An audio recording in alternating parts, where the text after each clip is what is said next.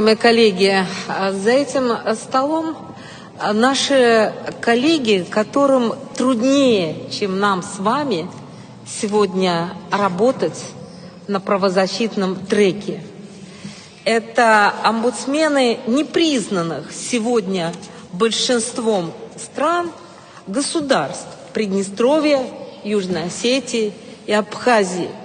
Их народы борются за свою независимость. И вот сегодня еще не прошло то время, когда мы помним, как боролись народы против рабства в Африке, Латинской Америке. И наши коллеги, они представляют их народы, которые сегодня выбрали сами свой самостоятельный путь развития. Они проводили референдумы. Они стучались к своим государствам дать им автономию, чтобы сохранить право на